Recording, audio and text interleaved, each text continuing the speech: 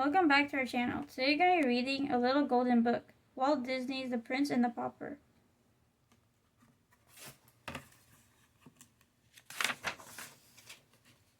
Once upon a time there was a good and kindly king.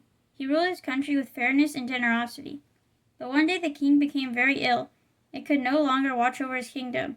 His son the prince worried by his father's bedside. "Aha," said the greedy captain of the guards.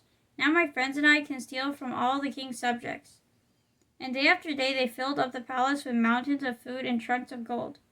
It seemed that nobody could save the kingdom from the thieving captain. Then one day, two peasants, hoping to find something to eat, wandered near the palace.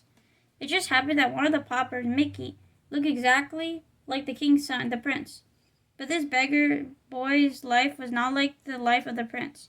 Mickey had no fine clothes to wear, nor a fancy palace to live in. But he did have two loyal friends. One was a bumbling fellow named Goofy, and the other was a large, friendly dog named Pluto. Mickey and Goofy watched as the captain of the guards sped by in the royal coach. "Look at those delicious turkey drumsticks," sighed Mickey. "Woof, woof," barked the hungry Pluto as he chased the coach toward the palace. "Stop," shouted Mickey. "Come back." He dashed away after the dog. Pluto chased the royal coach to the gates of the palace, with Mickey right behind him. To Mickey's surprise, the royal guard waved him in and called him "Your Majesty." "Our prince is certainly dressed oddly today," thought the guard, "and he's got himself a new dog, too." By now, Goofy had lost sight of Mickey and wondered where he had disappeared to. Meanwhile, inside the palace, the real prince was sitting through a boring lesson. To amuse himself, he took out his pea shooter and aimed it at his servant, Donald. "Whack!" shouted Donald when he got hit. He shot a pea back at the prince, but he missed the prince and hit the tutor, who tossed him out of the room. At that moment, all of them heard a loud crash near the palace entrance. They ran to see what the noise was and saw a suit of armor rolling around on the floor. "I'm sorry," said a voice inside that armor. "I guess I got tangled up." Then the prince saw a face peering out of the helmet, a face that looked exactly like his. Both the prince and the pauper screamed. After Mickey explained who he was, the prince took him into his room so they could have a talk. "Oh," sighed the prince, "how happy your life must be. You never have to take any boring lessons, and you can wander and play all day." "But you go to feast all the time," said Mickey, whose empty stomach was growling. "I have a wonderful idea," said the prince. "Why don't you and I change places for a day?" Mickey hesitated. "I don't think that would work at all. I don't know how to be a prince." "Oh, it's easy," the prince assured him, and soon Mickey and the prince had exchanged clothes. Then the prince gaily waved goodbye and dashed out the door of the palace. This time the captain of the guards, seeing a boy who looked like a peasant, angrily booted him and his dog over the wall and into a snowbank. "Ha," the prince chuckled. "My disguise is working. My own guard didn't recognize me." But the prince didn't fool Pluto. A quick sniff and a closer look told the dog this boy was not his old friend. Pluto sadly walked away. "Hey, there you are," shouted Goofy. "I've been looking all over for you." Hello," said the prince. He did not know who the pauper's friend was and quickly rushed away. Back at the palace, Donald brought food to Mickey's room. Mickey, very hungry, reached for it, but Donald snatched it away. "I'm checking for poison," he said, biting into a turkey leg and smacking his lips. The smell of food was driving Mickey crazy, and he was afraid Donald would eat his entire lunch. "Thanks," said Mickey, grabbing the leg from Donald. Then he pushed the duck out the door and slammed it behind him. "Now it's time for your falconry lesson," said the tutor, showing Mickey how to control the bird. But instead of making the falcon fly, the angry bird chased Mickey and made him fly in the opposite direction. The horseback riding lesson didn't go any better. Mickey kept falling off the horse.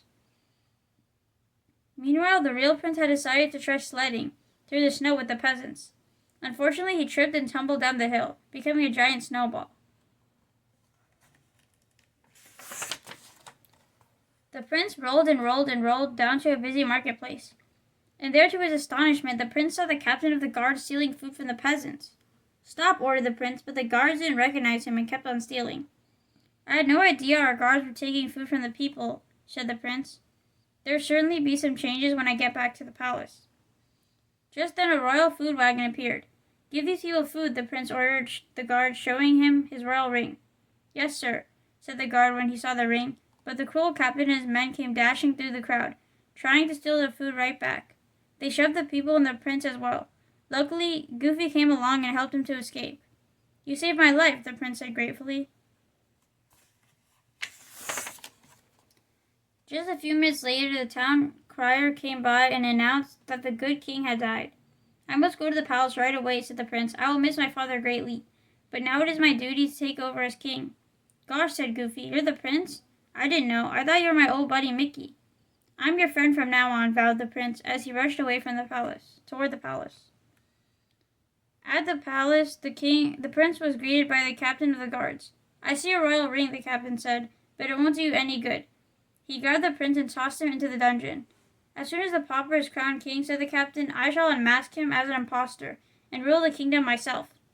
The prince soon discovered that he had company. Donald was in the dungeon too. The prince stared at the locked door. "If I don't get out in time for my coronation, our kingdom will be ruined." Just then the door down the hall opened and a prison guard rushed in. He was a very strange guard who stumbled and bumped into everyone. He bumped hardest against the other guard, who tumbled right down to the floor. "Hi, Prince," the guard giggled. "It wasn't a guard at all. It was Goofy." "You saved my life again," said the prince. Then the prince took the keys and unlocked the dungeon, and everybody dashed out. Meanwhile, in the throne room, Mickey was trying desperately to wriggle away from the royal crown. "Please don't put it on my head," he begged. "He's not the prince," yelled the evil captain. "He's an impostor. Seize him." "But I'm not an impostor," came a voice from the balcony. It was the real prince. The prince was crowned king, and his first act was to arrest the evil captain and all his scheming friends. Everybody in the kingdom was happy again, especially Pluto, who was reunited with his old friend Mickey. From that day on, the new king, like his father, ruled with kindness and generosity. He always remembered his days as a pauper and saw it to that nobody went hungry. He made Goofy captain of the guards, and Mickey became the provider of food. Together they created a wonderful kingdom for all.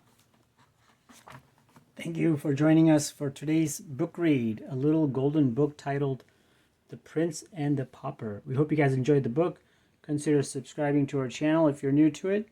Share this with your friends and family if they have kids that might enjoy Disney books, and stay tuned for more book reads coming your way. Thank you guys for joining us. Take care. We'll see you again soon. Goodbye. Bye.